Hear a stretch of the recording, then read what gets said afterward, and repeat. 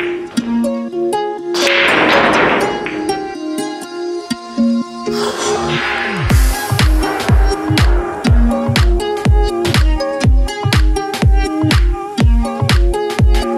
this video, Austrian top player Daniel Guttenberger is going to show you how to perform a 10-ball break professionally.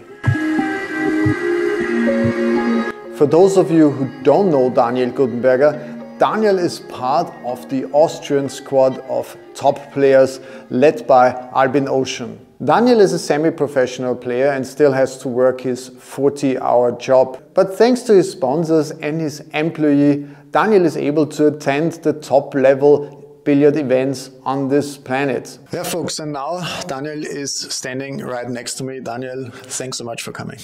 Hey Norbert, thanks for the invitation. Because tomorrow we're gonna play the Bundesliga, the Austrian Bundesliga in Vienna. And Bundesliga, for you folks out there, is the highest league in Austria where all the top-notch players are playing. So what has been your last and recent tournament you have been playing?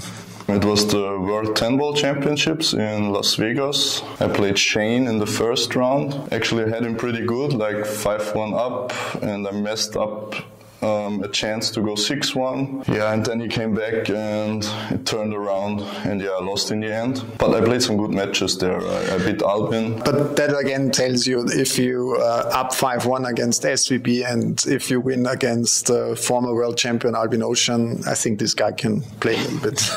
But the reason you're actually here, and I'm really thankful for you to be here, is because I asked you if you can show me and the guys out there how the 10-ball break works. I mean, the main thing, not just at the 10-ball break, but in all rotation games, is to control the cue ball. I mean, not even just the rotation games. In every game, you have to control the cue ball. Let's dive into the process of how the 10-ball break works. Let's do it.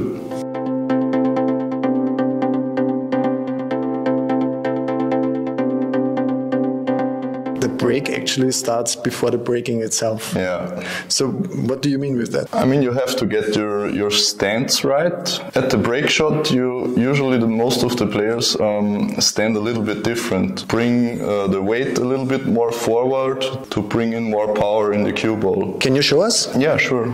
All right. First, I wanna line up straight with my shot.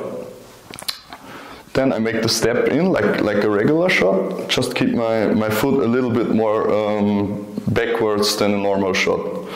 So I'm focusing on to be in a straight line with the one ball, so with my right foot. And then I make my step into the shot like a normal shot. So I'm stepping in a straight line with the shot with my right foot. Then I make a step forward, go down, and try to aim straight as possible.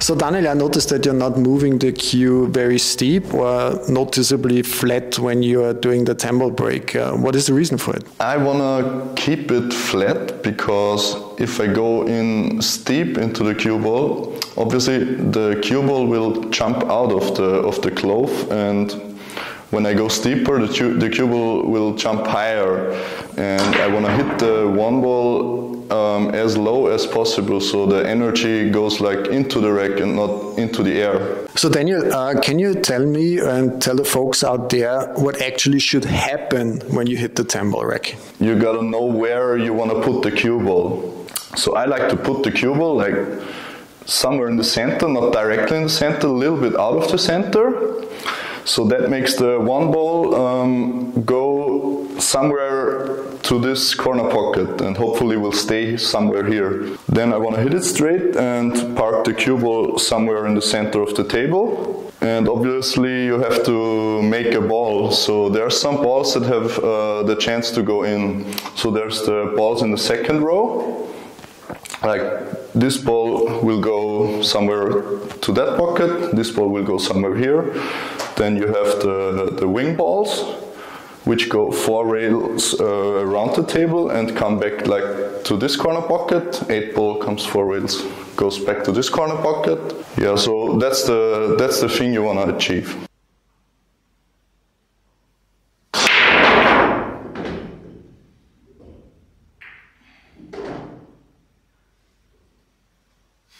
So what's the last thing you're looking at when you're breaking 10 ball? So at a regular shot, I'm looking at the object ball last, and at the break shot, I mean, almost everybody looks at the cue ball, because you can focus on hitting the cue ball straight. No spin, you want to hit it straight, and if you look at the cue ball last, you're gonna succeed more times than when you look at the object ball. The reason why we're laughing is because we forgot to turn on the record button, and we just have to do it over and over again right now. It happens.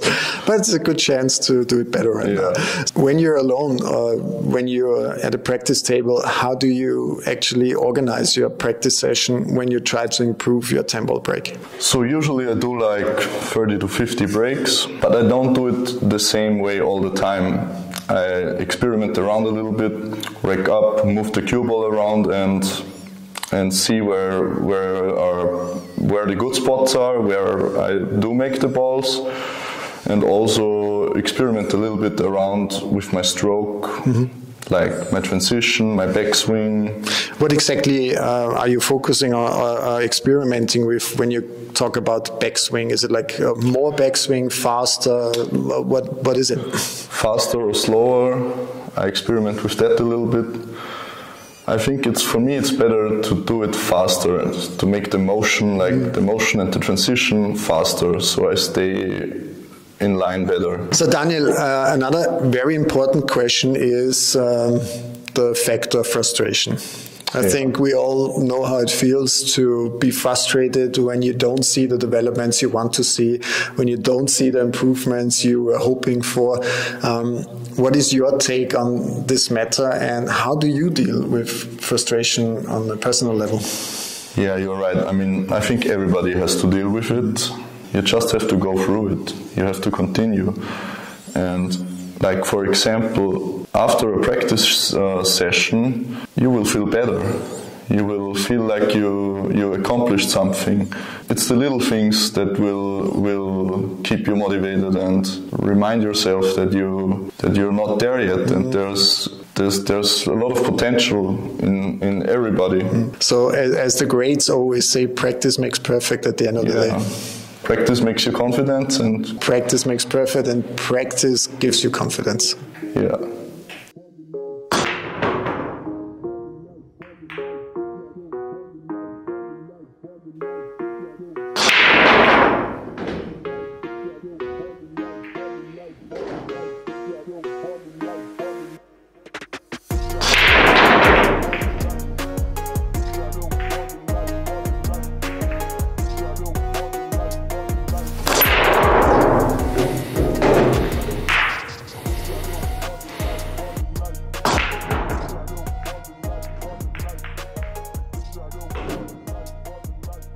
We all know how important it is to have partners and sponsors who support you as a pool player and us as pool players in general. And what are your partners?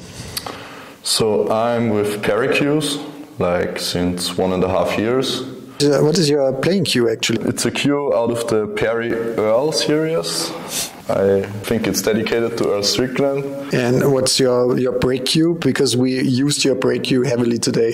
Yeah, it's the Perry VR. I think it's the newest brake cue of Perry. It's fully carbon. It's a very good brake cue. And I also like to use the brake cue with long jumps. It works very nice. I like it very much. And do all of these cues come with the weight system where you can change the weight? Yeah, they all come with a weight system. We also got this beautiful cue bag here, and it looks a little bit worn out, but that's actually a good sign because it means you've traveled to a lot of tournaments. Tell me a little bit about it. How many cues does it hold? It's 4 to 8, so 4 butts and 8 shafts. And how many shafts and cues do you have in the bag? I have like 2 butts, like playing and brake shaft and braking butt, and I have the braking shaft and the playing shaft and the spare playing shaft. Yeah. So Daniel, my friend, we come to the end of this video. Thanks so much for being here. But before I release you and let you go, what are your next tournaments? What are you up to? There's the Euro Tour in St. Johann in Bongau. Then the next big tournament will be Ljubljana Open, Metro ranking event, in the end of May, I think. And then the European Championships. You want to summarize what we just saw and practiced here in the video? What do you think are the most 2-3 things the folks out there should focus when they practice the tempo brake? I mean, so the most important thing is just to brake, brake, brake. You can't stop. You have to practice your brake all the time. And, you just have to put the work in. Yeah, you have to put the work in, and you will see the results when you do that, and it will help you.